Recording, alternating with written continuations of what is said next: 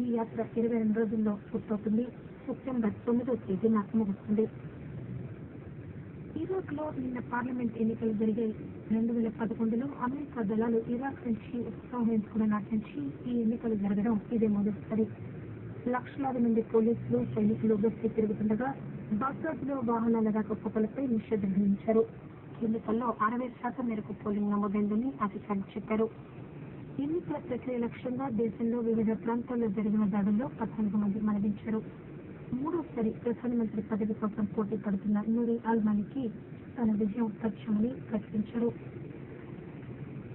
మన దేశం నుంచి మామిడి పళ్ల దిగుమతిపై విధించిన పరిమితులను ఎత్తివేయాలని మన దేశం యూరోపియన్ యూనియన్ కోరింది. యూరోపియన్ యూనియన్ ఏకపక్షంగా ఈ చర్య తీసుకుందని అంటూ వాణిజ్య పరిశ్రమల మంత్రి ఆనంద్ శర్మ EU వాణిజ్య కమిషనర్ కు ఒక లేఖ రాశారు. మామిడి పళ్ల విషయంలో పూర్తి పరిశుభ్రత పాటించేలా చూసేందుకు మన దేశంలో పూర్తి స్థాయి నియంత్రణ వ్యవస్థ పనిచేస్తుందని, EU మామిడి పళ్ల దిగుమతి చేసుకోరాదన్న నిర్ణయం వల్ల అనిశ్చితి ఏర్పడిందని ఆయన పేర్కొన్నారు.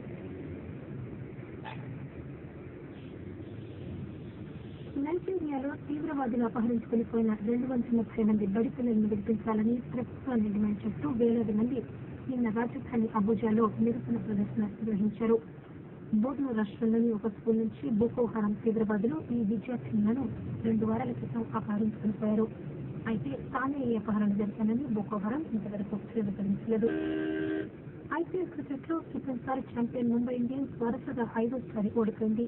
నిన్న రాత్రి దుబాయ్లో జరిగిన మ్యాచ్లో సన్ రైజర్స్ హైదరాబాద్ చేతిలో 15 పరుగుల తేడాతో పరాజయం పాలైంది. హైదరాబాద్ జట్టు 172 పరుగులు చేయగా బదులుగా ముంబై జట్టు 157 పరుగులు మాత్రమే చేయగలిగింది. కెరిన్ పొలార్డ్ 48 బంతుల్లో చేసిన 72 పరుగులు